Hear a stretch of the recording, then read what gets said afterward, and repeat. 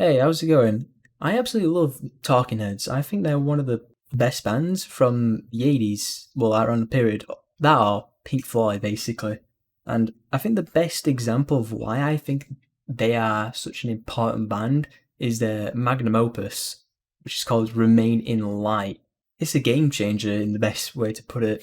But what makes it a game changer? Is it from the songs? Or is it a much more deeper meaning behind it, like how it was made or the production on it? Well, let's get into that. Before Remaining Light, Talking Heads released Talking Heads 77, which saw them have one of their biggest tracks, Psycho Killers, which honestly I think is a pretty good track.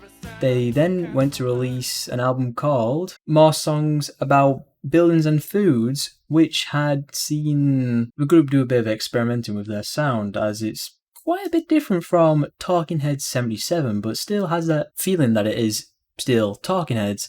And then you move into an album called Fear of Music, which goes down like I would call it like punkish sound, with like main standout tracks for me being Mind and Cities. I kind of like those a lot. With the title, like the first track, I Zimbra, being a quite important song to the story, which I'll refresh on later.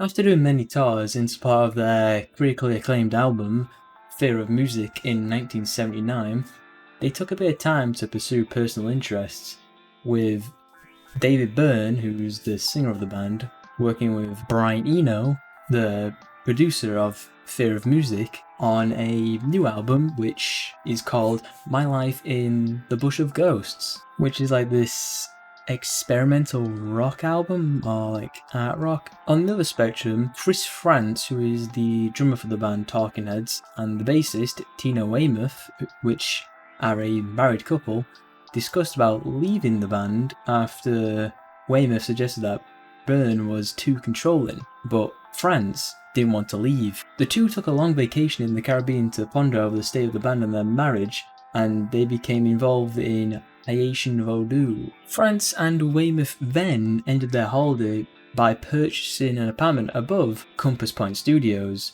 in Nassau in the Bahamas, where the Talking Heads did record their second album, More Songs About Buildings and Food.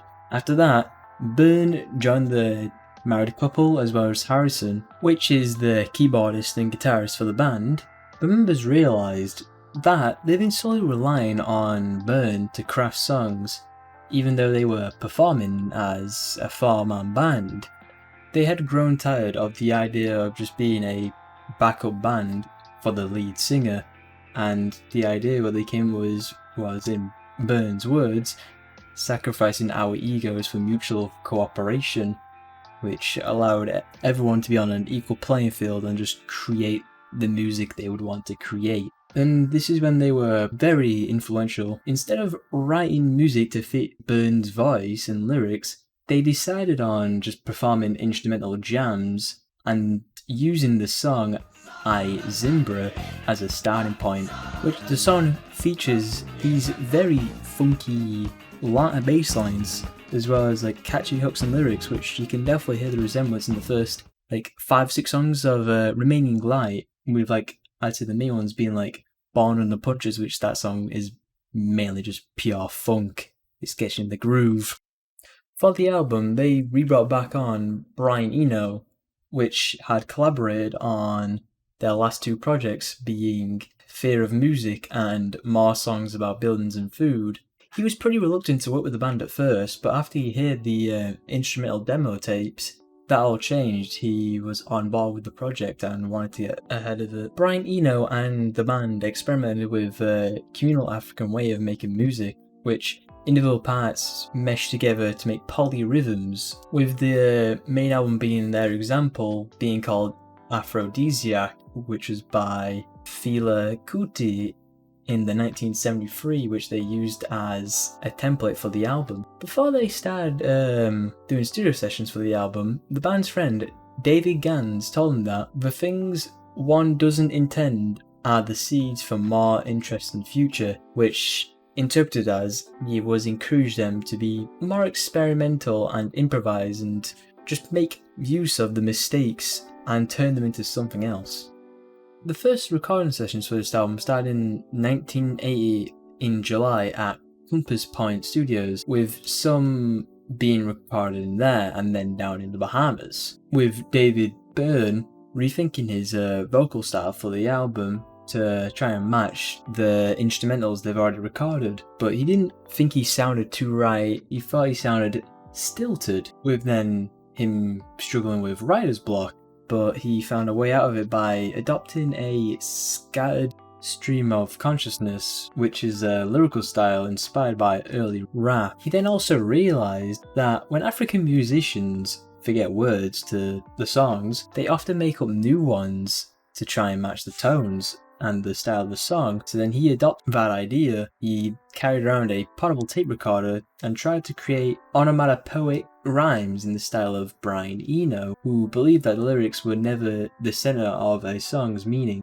After continuing listening to his scattered recordings, David Byrne was convinced that he was no longer hearing nonsense. After this, he was satisfied. Then on October the 8th, 1980, they finally released Remaining Light, with this amazing cover, which was conceived by the bassist Tina Weymouth and drummer Chris France, and then helped made in Massachusetts Institute of Technology, which featured computer designed covering up their faces in this red paint, as well as Tina Weymouth's lips. The album was critically acclaimed by critics for its sonic experimentation, its rhythmic innovations, and cohesive merging of separate genres. The album did peak at number 19 on the US Billboard 200s and 21 on the UK album chart. Then in 2017, the Library of Congress deemed the album culturally, historically, or artistically significant, and it got selected for preservation in the National Recording Registry. The album features 8 tracks, the first one being Born on the Punches, which is my personal favourite. It has this super funky bass line and then the catchiest hook ever. I absolutely love it. I agree with you all the time. Then skipping forward a few tracks, you've got Once in a Lifetime, which is their standout track for this album. It features David Byrne giving like these quiet, like these preachers in the song, like saying, "This is not my house." Like you just feel like you're lost. You don't know what you're doing, and I just love that about it. Not to mention the music video for this song is quite hilarious, of him just sat doing a couple dance moves in his giant suit, having a good old groove, which I think encapsulates this entire album. It's just a straight groove, listening it throughout and out. And then on to the last track that I think stands out as well is Listening Wind, which I think the title name does quite a good job about it. I feel like it is like the wind in some aspects. You hear like these sounds whooshing by you. I feel like I'm in like a forest. The song is more slowed down from Born on the Punches and Once in a Lifetime, and takes a different approach. Like the last few songs on this project take a different approach. They slow down, take a bit of a non-funky side to it, but offer these big atmospheres, and I think they do it quite well on the last few tracks, offering these expansive ranges of sound, veering funk, and then I think kind of like a post-punk style will be my best way to describe it. Hey, I hope you enjoy this video. I'm not the best at explaining things, but hopefully you learned something about this album. I think it is one of music's most important albums, and the Library of Congress seems to agree that as well. It offers these experimentations in their sound, as well as in the rhyming patterns from David Byrne, which create like this unique album of just funk and punk. Hey, that works. If you want to see any more videos by me, feel free to check them out. If not, if you liked it, subscribe, or like it. If you didn't, dislike it. You know the drill. I'll see you at the dance floor. Peace.